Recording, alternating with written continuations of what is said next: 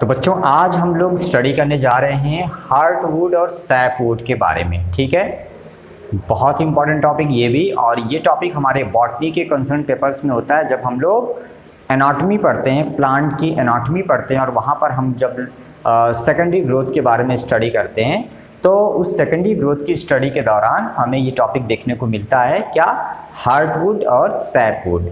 तो आज इस लेक्चर में हम लोग जानेंगे कि हार्टवुड और सैपवुड क्या होता है, इन दोनों में क्या सिमिलरिटीज़ होती हैं या क्या डिफरेंसेस होते हैं, और इनका डायग्राम कैसे बनाया जाता है। तो ये लेक्चर बहुत ही इंपॉर्टेंट है, इसको आप ध्यान से सुनिएगा ताकि एक बार में आपको पूरी बात बहुत अच्छे से समझ में आ जाए और बहुत आसानी से आप इसको अपने एग्जाम में लिख पाएँ। फिर मैं इस लेक्चर के बाद आपको आपके ऑनलाइन पोर्टल पर इसकी PDF प्रोवाइड कर ही दूंगा, तो उस PDF को देख के आप अपने कंसर्न पेपर में बॉटनी के इसको लिख भी लेंगे। ठीक है ना स्टूडेंट, तो चलिए हम लोग पढ़ते हैं क्या, हार्टवुड और सैपवुड के बारे में। ठीक है, तो सबसे पहले तो हम लोग हेडिंग डाल लेते हैं, heart, HEART, heart, would and sapwood. तो ये आपका हो गया हार्टवुड एंड सैपवुड। ठीक है, तो बच्चों देखो होता क्या है कि जितने भी वैस्कुलर प्लांट्स होते हैं, वैस्कुलर प्लांट्स का मतलब जिनमें वैस्कुलर सिस्टम पाया जाता है। ठीक है ना, मेनली हम जिम्नोस्पर्म और एंजियोस्पर्म की बात कर रहे हैं क्योंकि ये एंजियोस्पर्म सबसे ज़्यादा डेवलप वैस्कुलर प्लांट्स होते हैं, तो हम इन्हीं को एग्जाम्पल के तौर पे सोचते हैं। ठीक है, तो जितने भी वैस्कुलर प्लांट्स होते हैं उन सारे वैस्कुलर प्लांट्स में क्या होता है, जाइलम नाम का टिश्यू पाया जाता है। सुना होगा ना तुम लोगों ने, जाइलम नाम का टिश्यू होता है। और ये जो जाइलम नाम का टिश्यू होता है, इस टिश्यू का काम होता है कि प्लांट बॉडी के अंदर उसके हर एक पार्ट में वाटर का और मिनरल का क्या करना, ट्रांसपोर्ट करना। ठीक है ना, तो ये जो वाटर है और मिनरल है जो ज़मीन में से जो है अब्जॉर्ब किया जाता है थ्रू द रूट, ठीक है ना, उस वाटर को और मिनरल को जो है प्लांट के हर एक पार्ट तक पहुंचाने का काम कौन से टिश्यूज या कौन सी सेल्स करती हैं, जाइलम सेल्स या जाइलम टिश्यू करता है। ठीक है ना स्टूडेंट्स, अब यहाँ पर भी जाइलम दो टाइप का होता है ओरिजिन की बेसिस पे। अगर हम ओरिजिन की बेसिस पे देखेंगे जाइलम कहाँ से बन रहा है, तो इस बेसिस पे हम जब इसको पढ़ते हैं तो पता ये चलता है कि जाइलम कितने टाइप्स के होते हैं, दो टाइप्स के होते हैं। एक तो प्राइमरी जाइलम होता है और एक क्या होता है, सेकेंडरी जाइलम होता है। ठीक है ना, अब यहाँ पर जो प्राइमरी जाइलम है हम उसकी चर्चा नहीं करेंगे। ठीक है ना, जो सेकेंडरी जाइलम है that is very very most important. Secondary xylem जो होता है, ये सेकेंडरी जाइलम ही आगे चलकर हार्टवुड और सैपवुड में डिफरेंशिएट होता है। यानी सेकेंडरी जाइलम नाम का जो ऊतक है जो एक्चुअल में कहाँ से बनता है, तो जो प्लांट जिनमें सेकेंडरी ग्रोथ होती है, जिनमें वैस्कुलर कैम्बियम नाम का एक मेरिस्मेटिक टिश्यू डेवलप होता है, उस वैस्कुलर कैम्बियम, तो ये जो वैस्कुलर कैम्बियम नाम का एक मेरिस्मेटिक टिश्यू डेवलप होता है प्लांट्स में during the process of secondary growth, वही वैस्कुलर कैम्बियम जो है वो सेकेंडरी टिश्यूज बनाता है। और यही सेकेंडरी टिश्यू क्या है, सेकेंडरी जाइलम है। सेकेंडरी फ्लोएम भी होता है पर उसका हमें यहाँ पे काम नहीं है। तो वैस्कुलर कैम्बियम नाम की मेरिस्मेटिक सेल्स होती हैं जो प्लांट्स के अंदर सेकेंडरी ग्रोथ के टाइम में बनती हैं, मतलब जब तने की मोटाई बढ़ती है उस टाइम। ठीक है ना, तो तने की मोटाई बढ़ना ही क्या है, सेकेंडरी ग्रोथ है। ठीक है ना, तो ये क्यों होती है, क्योंकि वहाँ पर अंदर एक मेरिस्मेटिक टिश्यू डेवलप होता है, उस मेरिस्मेटिक टिश्यू को हम क्या बोलते हैं, वैस्कुलर कैम्बियम कहते हैं। और वही वैस्कुलर कैम्बियम जो है आगे चलकर कुछ सेल्स बनाता है और उन्हीं सेल्स को हम क्या बोलते हैं, सेकेंडरी टिश्यूज कहते हैं। और वही कौन है, सेकेंडरी जाइलम और सेकेंडरी फ्लोएम। तो ये इस तरह से क्या होता है, सेकेंडरी जाइलम का फॉर्मेशन होता है। तो आपको पता लगे ना, सेकेंडरी जाइलम का फॉर्मेशन किससे होता है, वैस्कुलर कैम्बियम से होता है during the process of secondary division या during the process of secondary growth. ठीक है, अब ये जो सेकेंडरी जाइलम है यही आगे चलकर दो तरह के वुड में, दो तरह के सेल्स में, दो तरह के ग्रुप में डिफरेंशिएट हो जाता है। एक तो हार्टवुड कहलाएगा और दूसरा वाला सैपवुड। यानी हार्टवुड और सैपवुड जो है वो सेकेंडरी जाइलम से बनता है। तो मैंने क्या बताया कि जितने भी प्लांट्स होते हैं उनका जो सेंट्रल पार्ट होता है, बहुत ध्यान सुनिएगा, प्लांट्स का जो सेंट्रल पार्ट होता है, जो बड़े वैस्कुलर प्लांट्स होते हैं उनकी बात की जा रही है, वुडी प्लांट, लकड़ी वाले, उनका जो सेंट्रल पार्ट है किसका, उनके स्टेम का, जो उनकी ब्रांच या उनके स्टेम का जो सेंट्रल पार्ट होता है, वो सेंट्रल पार्ट एक्चुअल में डेड सेल से बना होता है। किन सेल से बना होता है, डेड सेल से। वो सेल्स लिविंग नहीं होती। ठीक है ना, और वही जो पार्ट होता है उस लकड़ी का, उस तने का सबसे बीच वाला जो कि डेड सेल से बना होता है, वो पार्ट जो है बहुत रेजिस्टेंट होता है अगेंस्ट डिकेइंग, मतलब जल्दी खराब नहीं होता, जल्दी सड़ता नहीं है, जल्दी जो है वो जो है एक तरह से बोल सकते हैं ना, वो खराब नहीं होता है, ठीक है ना। तो किसी तरह का कोई उसमें अपक्षय या अपघटन नहीं होता, किसी तरह की कोई डिकेइंग नहीं होती। क्यों नहीं होती, अभी मैं आगे आपको बताऊंगा। तो अभी मैं क्या बोल रहा हूँ कि किसी भी वुडी प्लांट का जो तना है, उसका जो सेंट्रल पार्ट होता है, बीच का भाग होता है, वो डेड सेल से बना होता है, और ये पार्ट जो होता है वो किसी भी तरह के डिकम्पोजिशन, किसी भी तरह के डिकेइंग के अगेंस्ट रेजिस्टेंट होता है, मतलब बहुत ड्यूरेबल होता है, बहुत मजबूत होता है, डार्क कलर का होता है, हैवी वेट का होता है, और साथ साथ जो है थोड़ा हार्ड होता है, ठीक है ना। तो डार्क होगा, हैवी वेट का होगा और हार्ड होगा, क्या, किसी भी लकड़ी का बीच वाला भाग, ठीक है ना। डार्क कलर का होगा, थोड़ा सा काले रंग का होगा हल्का, और साथ साथ जो है उसका वजन भी होगा ज़्यादा, और साथ साथ जो है वो हार्ड भी होगा, कठोर भी होगा, ठीक है ना। तो बच्चों जैसा कि मैं आपको बता रहा हूँ, ये जो पार्ट है, जिस पार्ट के बारे में मैं आपको बता रहा हूँ, सेंट्रल पार्ट, यही पार्ट जो होता है लकड़ी का, इसी को हम हार्डवुड कहते हैं। इसका नाम हार्डवुड इसीलिए पड़ा है, हार्ड मतलब क्या होता है, बीच में, सेंटर में ना, एकदम सामने बीच में। तो हार्डवुड जो है वो लकड़ी का बीच वाला पार्ट होता है, सबसे बीच वाला पार्ट होता है, उसी को क्या बोलते हैं, हार्डवुड कहा जाता है, ठीक है स्टूडेंट। इसी तरह से सैपवुड भी होता है, ठीक है। तो अगर मैं यहाँ पे डायग्राम बनाऊं, तो जैसा कि आप यहाँ देख रहे हैं, मैंने एक ऐसे डायग्राम बना दिया। ये लकड़ी है, ये इसकी जो है बार्क हो गई, छाल हो गई, ये इसकी छाल ओल हो गई, ठीक है ना, दिस इज बार्क। ये लकड़ी है, वुड है, इसका मैं डायग्राम यहाँ मैंने इसका लिख दिया नाम वुड, वुड, ठीक है ना। अब यहाँ पर देखो, यहाँ पे बहुत सारी इस तरह से जो है स्ट्रक्चर होते हैं, आप लोग जानते होंगे, देखे होंगे फिगर अपनी बुक्स में, ठीक है ना।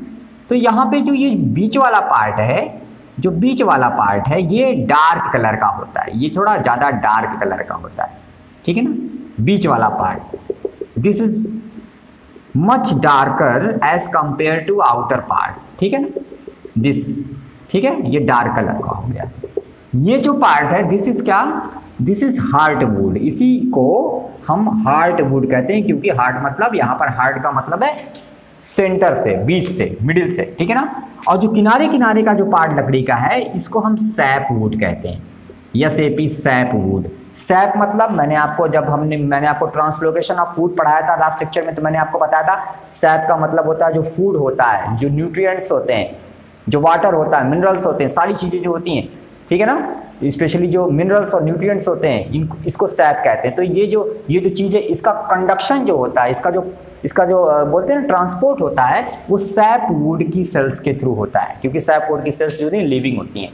जबकि हार्डवुड जो है, जो बीच वाला पार्ट है लकड़ी का, दिस इज हार्डवुड, और ये वाला जो पार्ट है, यहाँ की सेल डेड है, और यहाँ की सेल डेड है, तो यहाँ पर किसी भी तरह किसी सैप का, यानी किसी भी तरह के पानी और मिनरल का कोई भी ट्रांसपोर्ट नहीं होता, किसी भी तरह का कोई भी वहाँ पे ट्रांसपोर्ट नहीं, ट्रांसपोर्ट नहीं होता है, ठीक है ना। तो ये जो है, ये नॉन कंडक्टिंग पार्ट है, और ये कंडक्टिंग पार्ट होता है, कौन सा, सैपवुड, ठीक है। तो मैंने आपको क्या बताया कि जितने भी वेस्कुलर प्लांट्स होते हैं, सभी वेस्कुलर प्लांट्स में जो है जाइलम होता है। जाइलम का काम क्या होता है, वाटर और मिनरल को ट्रांसपोर्ट करना, जल और खनिज को का संवहन करना। अब ये जाइलम भी दो टाइप के होते हैं ओरिजिन की बेसिस पे। पहला जो जाइलम होता है, उस जाइलम को हम क्या बोलते हैं, उस जाइलम को हम बोलते हैं प्राइमरी जाइलम, प्राइमरी जाइलम, ठीक है ना, ठीक है। और जो सेकंड वाला जाइलम होता है, उसको हम क्या बोलते हैं, सेकेंडरी जाइलम। ये जो सेकेंडरी जाइलम होता है, ये किससे बनता है, सेकेंडरी जाइलम जो है सेकेंडरी ग्रोथ के टाइम, यानी जब जो है तने की मोटाई बढ़ती है, उसका हमको क्या बोलते हैं, सेकेंडरी ग्रोथ। तो सेकेंडरी ग्रोथ के टाइम एक सेल्स डेवलप होती हैं यहीं पर अंदर, ठीक है ना, और वो मेरिस्टेमेटिक नेचर की सेल होती हैं, डिवाइड करने वाली सेल्स होती हैं, और उन सेल्स को बोला जाता है वेस्कुलर कैम्बियम, वेस्कुलर कैम्बियम। उन टिश्यू या उन सेल्स को क्या बोलते हैं, मेरिस्टेमेटिक नेचर की जो सेल्स है, वेस्कुलर कैम्बियम। तो इसी वेस्कुलर कैम्बियम नाम की सेल्स जो यहीं पर बनती हैं, उन्हीं से सेकेंडरी जाइलम नाम की सेल्स का फॉर्मेशन होता है। और ये जो सेकेंडरी जाइलम होता है, यही सेकेंडरी जाइलम जो है, सेकेंडरी जाइलम जो है, यही आगे चलकर दो टाइप में डिफ्रेंशिएट यानी विभेदित हो जाता है। एक जो टाइप होता है उसको हम बोलते हैं सैपवुड, और दूसरा जो टाइप होता है उसको हम बोलते हैं हार्डवुड। आपको समझ में आ गया, सैपवुड और हार्डवुड। तो ये सेकेंडरी जाइलम से बनते हैं बच्चों, ठीक है ना। अब मैं हार्डवुड और सैपवुड का अगर मैं थोड़ा कंपैरिजन करूं, तो आप बहुत ध्यान से सुनिएगा, आपको एक बार में हार्डवुड और सैपवुड के बीच में क्या डिफरेंस होता है सब कुछ समझ में आ जाएगा, ठीक है स्टूडेंट्स। तो देखो, जो हार्डवुड है हार्टवुड इस वुड का, इस लकड़ी का बीच वाला भाग है। ये तो समझ में आ गया। Central part of the wood is called heartwood. ये हो गया, हार्ट मतलब सेंटर, ठीक है ना। अब ये जो हार्टवुड है इसको हम कह सकते हैं कि वुड का इनर पार्ट है। ये भी कह सकते हैं कि हार्टवुड क्या है, सेंटर पार्ट, सेंट्रल पार्ट है, या फिर ये कैसा, इनर पार्ट है। इनर मतलब अंदर वाला पार्ट है लकड़ी का, ठीक है ना। अब ये जो हार्टवुड है ये डार्कर कलर, डार्कर होता है मतलब ये डार्क कलर का होता है। सैपवुड की कंपैरिजन में हार्टवुड जो है उसको आपको थोड़ा सा फिगर में कैसा बनाना चाहिए, डार्क कलर का बनाना चाहिए, ठीक है ना। जो मैं आपको नोट्स आपके पोर्टल पर प्रोवाइड करूंगा इस लेक्चर के बाद, उसमें आप इसका डायग्राम देखेंगे तो वो ऐसा ही होगा, ठीक है ना। तो हार्टवुड जो वो डार्क कलर का होता है और साथ हार्ड होता है। ये बहुत कठोर भाग होता है लकड़ी का। पूरी लकड़ी का सबसे कठोर भाग जो है वो हार्टवुड होता है, बीच वाला पार्ट होता है, और डार्क कलर का भी होता है, ठीक है ना। अब ये जो हार्टवुड है ये एक्चुअल में कैसी सेल से बना हुआ है, डेड सेल से बना हुआ है। यहाँ जो सेल है अंदर वो सब सेल कैसी है, जाइलम वेसल्स। जाइलम ये क्या है, जाइलम है ना, सेकेंडरी जाइलम है ना। तो सेकेंडरी जाइलम ही तो पूरा है हार्टवुड से, पूरा सेकेंडरी जाइलम ही वुड कहलाता है, ठीक है ना। तो ये हार्टवुड जो है वो सेकेंडरी जाइलम की वो सेल्स से बना हुआ है जो कि डेड है, यानी जाइलम वेसल्स, जाइलम ट्रैकिड सब डेड कंडीशन में है।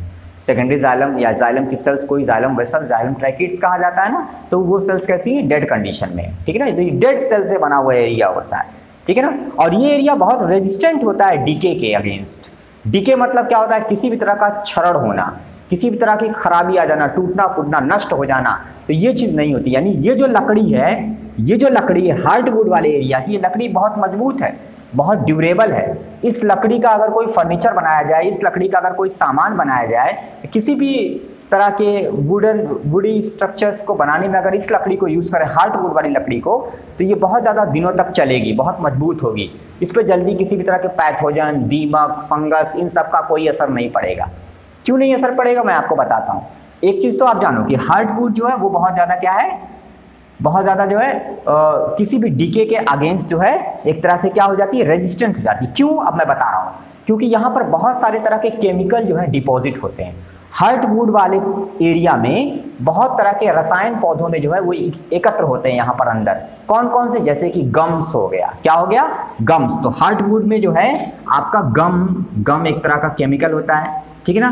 टेनिन, TANNIN, टेनिन, तो गम्स हो गए। इसी तरह से टेनिन्स हो गया, और भी बहुत सारे पिगमेंट्स होते हैं, ठीक है ना। तो ये गम्स, टेनिन्स, पिगमेंट, ये सब इकट्ठा हो जाते हैं, एक्यूमुलेट हो जाते हैं कहाँ पर, हार्टवुड की जो डेड सेल्स होती हैं उसमें। इसी वजह से यहाँ पर जो है बहुत ज़्यादा प्रतिरोधकता उत्पन्न हो जाती है, बहुत ज़्यादा रेजिस्टेंट ये हो जाता है, और आसानी से कोई भी पैथोजन, कोई इंसेक्ट हो गया, कोई दीमक हो गया, कोई फंगस हो गया, वो ग्रो नहीं कर पाता यहाँ पर, ठीक है ना। यहाँ पर वो सर्वाइव नहीं कर पाता। इसीलिए हार्टवुड जो एरिया है लकड़ी का, इस पूरी लकड़ी का बीच वाला एरिया जो हार्टवुड है, ये ज़्यादा ड्यूरेबल माना जाएगा, ज़्यादा मजबूत माना जाएगा, ठीक है ना। और इस हार्टवुड में आपको समझ में तो आ गया होगा, यहाँ पर किसी भी तरह के पानी का, किसी भी तरह के मिनरल का कोई कंडक्शन नहीं होता है, यानी सैप का कंडक्शन नहीं होता हार्टवुड में, इसीलिए इसका नाम हार्टवुड है। ये डेड सेल से बना हुआ है पार्ट। ये इसलिए है क्योंकि ये पूरे तने को क्या करेगा, मैकेनिकल सपोर्ट प्रोवाइड करेगा। इसका मेन फंक्शन क्या है हार्टवुड का, टू प्रोवाइड मैकेनिकल सपोर्ट, यांत्रिक सहारा देना पूरे पौधे को, पूरे तने को एक तरह की मजबूती देना, ठीक है ना। ये इस तरह का काम करेगा, ठीक है ना। लेकिन इसके अंदर से किसी तरह का पानी का संवहन नहीं होगा, किसी तरह के मिनरल का संवहन नहीं होगा, क्योंकि ये डेड सेल से बना हुआ है। यहाँ पर अंदर संवहन इसलिए नहीं होगा क्योंकि यहाँ पर क्या होता है, जो जाइलम की डेड वेसल, जाइलम की सेल्स होती हैं, डेड वेसल्स होती हैं, डेड सेल्स होती हैं, उसमें एक स्ट्रक्चर डेवलप हो जाता है, और उस स्ट्रक्चर को हम बोलते हैं टाइलोसिस। क्या बोलते हैं, ध्यान से सुनो, टाइलोसिस, TYLOSES। अब ये टाइलोसिस क्या है, TYLOSES, टाइलोसिस क्या है, टाइलोसिस एक गुब्बारे जैसा स्ट्रक्चर होता है। मैं आगे इसके बारे में सेपरेट लेक्चर आपको दूंगा, बताऊंगा इसका फिगर बना के। टाइलोसिस एक स्ट्रक्चर होता है जो डेवलप होता है कहाँ पर, हार्टवुड की वेसल्स में। हार्टवुड मतलब सेकेंडरी जाइलम, तो हार्टवुड की जो वेसल्स हैं, उनकी जो डेड सेल्स हैं, उन्हीं में ये डेवलप होता है, बनता है। और इसी की वजह से क्या होता है, जो वेसल्स होती हैं वो ब्लॉक हो जाती हैं, ब्लॉक हो जाती हैं, और ब्लॉक हो जाने की वजह से जो मिनरल है, जो वाटर है, उसका कंडक्शन नहीं हो पाता है, किसी भी तरह के पानी का जो है अंदर जो संवहन है वो नहीं हो पाता है, due to the development of tylosis, ठीक है ना। टाइलोसिस की वजह से जाइलम वेसल्स जो होती हैं हार्टवुड एरिया की, जो जाइलम सेल्स हैं, डेड सेल्स हैं, डेड सेल्स, जाइलम सेल्स या फिर जाइलम वेसल्स, सब एक ही चीज है, ठीक है ना। तो ये ब्लॉक हो जाती हैं वो सेल्स, क्योंकि उनके अंदर टाइलोसिस नाम का एक स्ट्रक्चर डेवलप हो जाता है, ठीक है ना। इसीलिए हार्टवुड में किसी भी तरह के पानी या मिनरल का कंडक्शन नहीं होता। ये नॉन कंडक्टिंग पार्ट होता है, इसमें सैप का कंडक्शन नहीं होता है, ठीक है ना। जहां तक बात हार्टवुड के फंक्शन की है, तो मैंने आपको ऑलरेडी बता दिया, हार्टवुड जब सैप का कंडक्शन नहीं करेगा, किसी तरह के पानी का संवहन हार्टवुड की सेल से नहीं होगा, इस वाले पार्ट से, लकड़ी के बीच वाले पार्ट से, तो इस वाले बीच वाले पार्ट का काम क्या है, उस पूरे पौधे को, उस पूरे तने को जो है यांत्रिक सहारा देना, टू प्रोवाइड मैकेनिकल सपोर्ट। ये सबसे मेन काम है इसका, मैकेनिकल सपोर्ट देना। और ये बहुत ड्यूरेबल पार्ट होता है, ये बहुत ड्यूरेबल लकड़ी होती है, जो हार्टवुड वाली लकड़ी होती है, बहुत ड्यूरेबल पार्ट होती है। ड्यूरेबिलिटी भी जो प्लांट की होती है वो इसी से डिसाइड होती है। और इस पार्ट का अगर हम कोई फर्नीचर भी बनाते हैं, इस पार्ट को यूज़ करते हैं किसी तरह की किसी वुडन स्ट्रक्चर को डेवलप करने बनाने में, तो वो लंबे वक्त तक चलेगी वो लकड़ी, वो फर्नीचर हमारा लंबे वक्त तक चलेगा, टिकाऊ होगा, जल्दी वो खराब नहीं होगा, उस पर दीमक का असर नहीं होगा, फंगस का असर नहीं होगा, ठीक है। क्योंकि टेनिन, रेजिन, गम्स, ये सारी चीज़ें इकट्ठा हो जाती हैं हार्टवुड की सेल्स के अंदर, डेड सेल्स के अंदर। और साथ साथ हार्टवुड में किसी तरह की सैप का कंडक्शन नहीं होता, क्योंकि हार्टवुड में टाइलोसिस नाम का स्ट्रक्चर डेवलप होता है हार्टवुड की सेल्स में। समझ में आ गया ना हार्टवुड क्या होता है। अब बात करते हैं सैपवुड की। अब सैपवुड कहाँ है भैया, इसी हार्टवुड के बाहर की तरफ का जो पार्ट है, दिस इज सैपवुड। सैपवुड हल्के कलर का है, देखो मैंने इसको डार्क नहीं बनाया, ये थोड़ा डार्क बना है, मैंने इसको डार्क नहीं बनाया, डायग्राम देखना पीडीएफ में मिलेगा, ठीक है ना। ये जो है हल्के कलर, ये लाइट कलर का पार्ट है। इसको सैपवुड क्यों कहते हैं, क्योंकि इसमें सैप का कंडक्शन होता है, मतलब यहाँ पर जो जाइलम की वेसल्स हैं, जो सेल्स हैं, उनके थ्रू पानी का और मिनरल का कंडक्शन होता है। ये कंडक्टिंग पार्ट है, ये इतना ज्यादा ड्यूरेबल नहीं होता है, ये लाइट कलर का होता है, हल्के कलर का होता है एज कंपेयर टू हार्टवुड, ठीक है ना। और ये सेंट्रल पार्ट नहीं है, बल्कि ये क्या है, वुड का पेरिफेरल पार्ट है, किनारे का पार्ट है। हार्टवुड के बाहर की तरफ का पार्ट सैपवुड कहलाता है, ठीक है ना। तो जो हार्टवुड में पढ़े हो बिल्कुल उसी से इसको कंपेयर करते जाओ। जैसे हार्टवुड सेंट्रल पार्ट है, इनर पार्ट है, तो सैपवुड वुड का आउटर पार्ट है। सैपवुड इस पूरी वुड का क्या है, इस पूरे तने का क्या है, आउटर पार्ट है, ठीक है ना।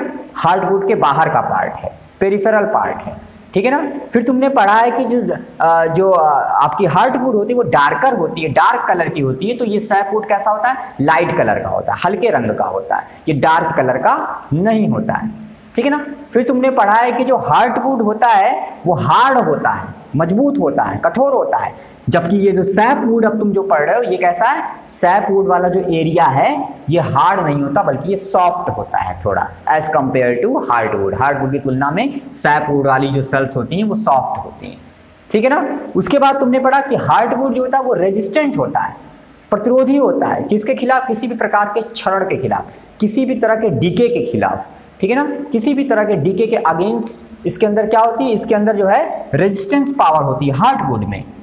लेकिन यह सैपवुड जो है वो रेजिस्टेंट नहीं होता डीके के अगेंस्ट। सैपवुड में आसानी से इंसेक्ट, पैथोजन, फंगस ये सब अटैक कर सकते हैं, उसको खराब कर सकते हैं, खा जाएंगे उस सेल्स को, सारे डैमेज कर देंगे, ठीक है ना। क्योंकि यहाँ पे गम, टेनिन, रेजिन इन सब का अक्यूमुलेशन नहीं होता। सैपवुड वाली सेल्स में, सैपवुड की जो वेसल्स, जो जाइलम सेल्स होती हैं, उन सेल्स में सैप का कंडक्शन होता रहता है, उन सेल्स में टाइलोसिस नहीं बनती है, वहाँ पे प्रॉपर जल का और खनिज का क्या होता है, संवहन होता रहता है, और वो सॉफ्ट पार्ट होता है, लाइट पार्ट होता है, कम प्रतिरोधी होता है, ठीक है ना। इसलिए वहाँ पे आसानी से फंगस और इंसेक्ट ये सब क्या करते हैं, अटैक कर देते हैं, उसको खराब कर सकते हैं, ठीक है ना। हार्टवुड की जो वेसल्स होती हैं, जो सेल्स होती हैं, वो ब्लॉक होती हैं, क्योंकि टाइलोसिस नाम का एक स्ट्रक्चर वहाँ पे डेवलप होता है। इसी तरह से अगर सैपवुड की जो सेल्स होती है वो ब्लॉक नहीं होती हैं, वहाँ पे सैप का कंडक्शन होता रहता है। सैप मतलब मिनरल प्लस वाटर, इसका कंडक्शन होता रहता है, तो वहाँ पे इसका मतलब टाइलोसिस नाम का स्ट्रक्चर जो है वो सैपवुड की सेल्स में नहीं बनता है। समझ में आ गई बात ना। अब सैपवुड का फंक्शन क्या हो जाएगा, तो हार्टवुड का फंक्शन क्या था, हार्टवुड यानी सेंट्रल पार्ट जो लकड़ी का था वो हार्टवुड है, और हार्टवुड का जो फंक्शन था वो था to provide mechanical support to the stem, पूरे तने को, पूरी शाखा को यांत्रिक सहारा देना। जबकि सैपवुड का काम तो ये नहीं लगेगा, उनको इतना तो आइडिया लग गया होगा। सैपवुड का काम क्या है, प्लांट्स के अंदर न्यूट्रिएंट्स, वाटर, इन सब की क्या करना, कंडक्शन करना। सैपवुड की सेल्स कंडक्टिंग होती हैं, सैपवुड की सेल में, इसीलिए इसका नाम सैपवुड रखा गया, इसमें सैप का कंडक्शन होता है, ठीक है ना, तो इस एरिया में, ठीक है ना। तो सैपवुड जो है वो कंडक्टिंग पार्ट है, उनके थ्रू जो है जो सैप है उसका कंडक्शन होता है प्लांट में, ठीक है ना। सैप मतलब वाटर और मिनरल का संवहन होता है, जबकि हार्डवुड जो है उसमें कोई संवहन नहीं होता है। आपको समझ में आ गया ना। तो ये आपको बहुत अच्छे ध्यान से इसको बात को अच्छे से दिमाग में बिठा लेना है कि हार्डवुड और सैपवुड जो होते हैं वो क्या होते हैं, हार्डवुड और सैपवुड में क्या फ़र्क होता है, जो मैंने आपको बता दिया। ठीक है ना। अब बिल्कुल सेम जो बात मैंने बताई है उसकी पीडीएफ मैं आपको आपके ऑनलाइन पोर्टल पर प्रोवाइड कर ही दूंगा। उस पीडीएफ को देख के आप अपनी बॉटनी के कंसर्न पेपर में लिख लेंगे, जो भी आपके यूनिवर्सिटी के सिलेबस के बॉटनी के जिस भी पेपर में होगा, और फिर आप उसको बहुत अच्छे से तैयार भी कर लेंगे। ये आपके एग्जाम में पूछा जाएगा। इस लेक्चर में आपको डायग्राम बनाना भी मस्ट है, तो आपको जो पीडीएफ प्रोवाइड की जाएगी वहाँ पे ये डायग्राम भी बना होगा अच्छा सा, और उस डायग्राम को देख के आप अपनी नोटबुक में राइट डाउन कर लेंगे, उसको बना देंगे, ड्रॉ कर लेंगे, और साथ साथ जो थ्योरी होगी, जो रिटन मटेरियल होगा वो भी लिखा होगा, वो भी आप अपनी कॉपी में पूरा लिख लेंगे। अगर किसी भी तरह का कोई डाउट हो तो एक बार दोबारा से इस लेक्चर को रिवाइज करें। फिर भी डाउट हो तो आप आगे चलकर जब मैं लाइव सेशन ऑर्गेनाइज करूंगा तो उस लाइव सेशन में आप बिल्कुल मुझसे अपने डाउट को क्लियर कर लेंगे, मुझसे क्वेश्चन पूछ के अपने डाउट को खत्म कर लेंगे। ठीक है ना। ठीक है, फिर आगे के लेक्चर में हम लोग किसी और टॉपिक के बारे में स्टडी करेंगे। Thank you.